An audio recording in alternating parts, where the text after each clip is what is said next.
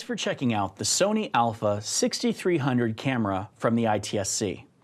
This tutorial will walk you through all the essential steps for setting up your camera, including inserting and removing the battery and memory cards, setting the camera to movie mode, the location and function of all essential buttons and controls, basic adjustments such as setting up the lens focus and camera audio levels, and our recommended settings for recording in the proper file format. To get started, make sure that the battery and memory card are inside the camera by flipping it over and sliding open the bottom compartment.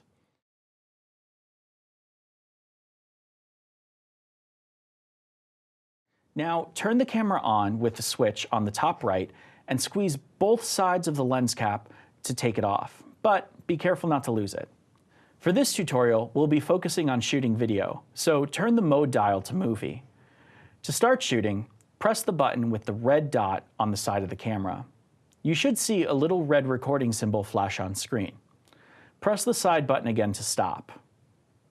The display button at the top of the control dial changes what's shown on your screen. This is the default view.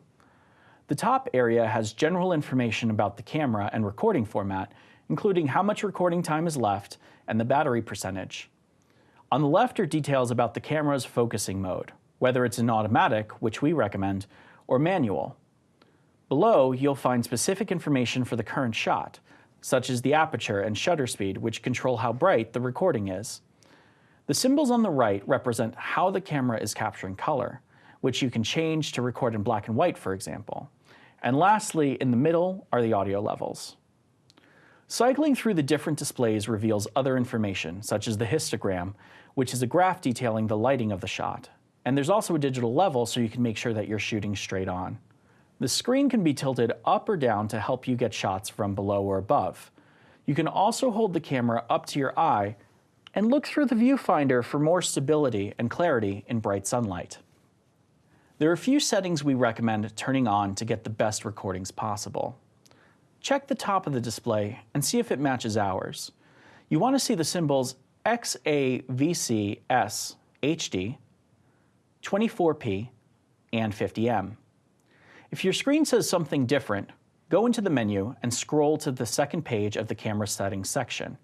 First, select File Format and choose a6300 HD for regular high-definition video, or a6300 4K for even higher 4K quality. Bear in mind, while shooting 4K, that the files can get very big and will take up a lot of space on the camera's memory, as well as on your computer, while also slowing down the editing process. So unless you need the higher quality, we really recommend sticking to HD. Then choose the frame rate and quality under the Record setting item. To give your footage a more cinematic feel, choose 24p 50m. Press the menu button again to get back to the main screen. Now check the large letter in the top left corner of the screen. We recommend shooting in S mode, which is shutter priority mode, and lets you manually set the speed at which the camera is shooting, while leaving the rest of the functions on auto. If your camera displays something else, press the FN button and navigate to the bottom right. Then turn the dial to select S mode and press the FN button to go back. Turn the dial once again to set your shutter speed to 1/50th for the most natural looking footage. The last important setting you'll want to enable is autofocus. If you don't see the little AFC symbol on the left of the screen, press the C1 button on the top of the camera and scroll down through the options until you find it. Play around with the shutter button on the top of the camera for a minute. In photo mode, this button takes a picture, but here you'll find that pressing it gives you a little warning. However, if you half press it, you can see where the camera is autofocusing. Manual focus mode lets you control the focus using the ring on the lens, just like this. When you have your camera set to manual focus, use the slider on the side of the lens to zoom in and out. When you have the camera set to autofocus, however, this ring can also control the zoom, letting you quickly zoom in and out. After you've finished filming, you can review your footage by pressing the arrow button on the bottom left of the camera and using the control dial to cycle through your shots.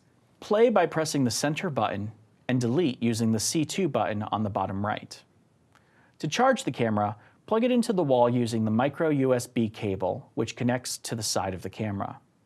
You can also connect this cable to your computer to transfer your photos and videos. Otherwise, pop the SD card out of the bottom of the camera by first pressing it in and then pulling it out, and then plug it into your computer using the included USB adapter. Photos will be in the DCIM folder, while video can be found by navigating to first Private, then M4 Root, and then opening the Clip folder. Then drag the .mp4 files to your computer. There's no need to really worry about the XML files, though you can keep them if you want. Remember that when editing, to try and keep all of your footage and files together in a single folder with the project file so nothing gets lost later on. Happy filming! For more information, visit brown.edu/go/mml.